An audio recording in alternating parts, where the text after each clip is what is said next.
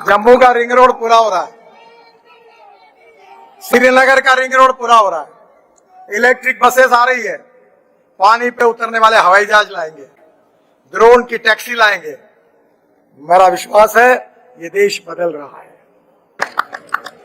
लोगों को मेरे ऊपर विश्वास नहीं बैठता होगा। ये जितने पत्रकार हैं, 15 साल से मैं मुंबई में था और महाराष्ट्र में मैंने मुंबई पुणे एक्सप्रेस हाईवे बनाया तो 9 घंटे लगते थे, और समुद्र में एक वर्ली बांद्रा सीलिंग प्रोजेक्ट बना के भी मुंबई जाओगे तो आपको देखने का सौभाग्य मिलेगा, और 55 फ्लाईओवर बनाया। तो ये जब काम हुआ तो मैंने डिक्लेयर किया था कि मुंबई से पुणे 2 घंटे में होगा। तो अखबार वालों ने एडिटर लिखे कि ये कुछ भी बोलते हैं, और आज मुंबई से पुणे 2 घंटे में हो रहा है। तो मैं आपको विश्वास दिलाना चाहता हूं कि दिल्ली से अमृतसर 4 घंटे में, दिल्ली से कटरा 6 घंटे में, और दिल्ली से श्रीनगर 8 घंटे में होगा।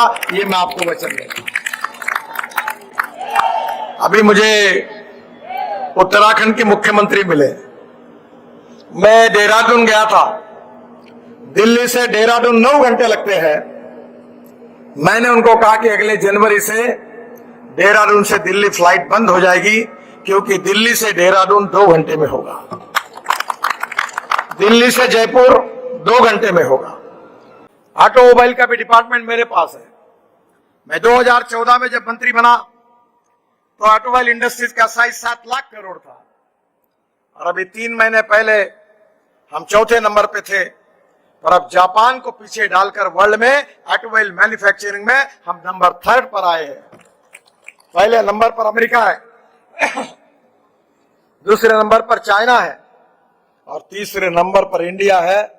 मैंने अभी सभी कंपनियों के मालिकों को बुलाया था और मैंने कहा था कि 5 साल के अंदर चाइना 44 लाख करोड़ की इंडस्ट्री है, अमेरिका 78 लाख करोड़ के, और हम 22 लाख करोड़ के हैं। 5 साल के अंदर हमको दूसरे नंबर पर पहुंचना है, और 10 साल के अंदर हमको वर्ल्ड में पहले नंबर पर पहुंचना है।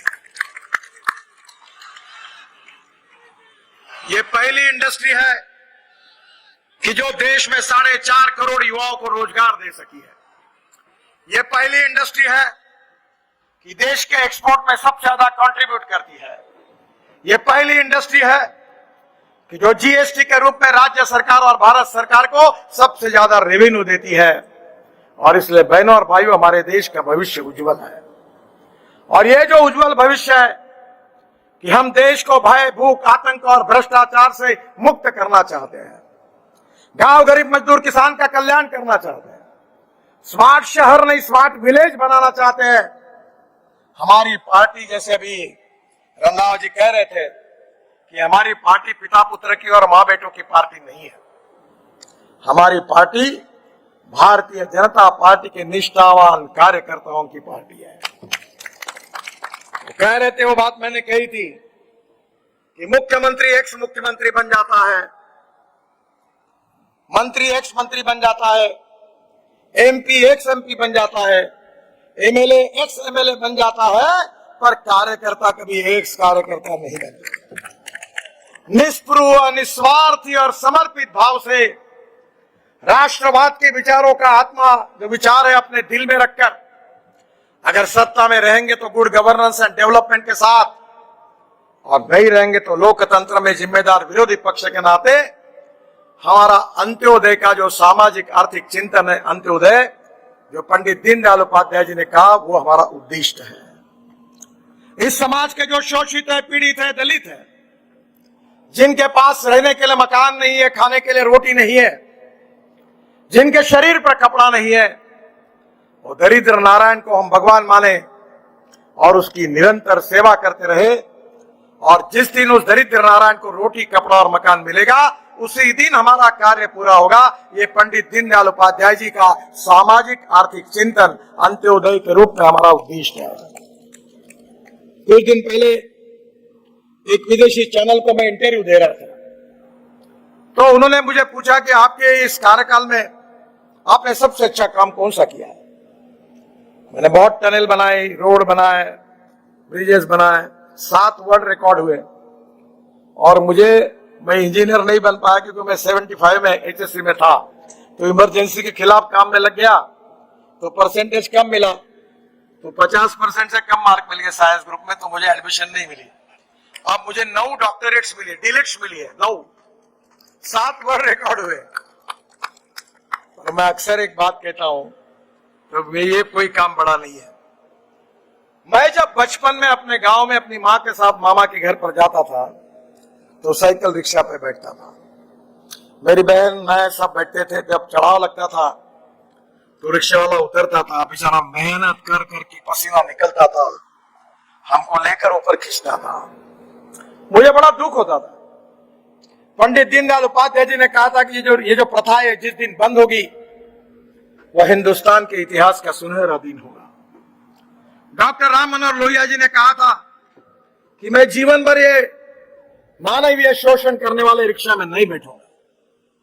और बहनों और भाइयों, मुझे अवसर मिला 2014 में मैं मंत्री बना, मैंने मैकेनिज्म ड्रिवन ई रिक्शा देश में लाया, इलेक्ट्रिक रिक्शा। और आज मुझे खुशी है कि 1.5 करोड़ लोग आदमी आदमी को ढोने का काम करते थे, 1 क्विंटल का बोरा पीठ पर रखकर काम करते थे, उसको मुक्ति मिली। वो 1.5 करोड़ लोग अब मैकेनिज्म ड्रिवन ई रिक्शा में चलते हैं, उनको एक नया स्वातंत्र मिला है। मैंने कहा यही मेरे जीवन का सबसे अच्छा काम है।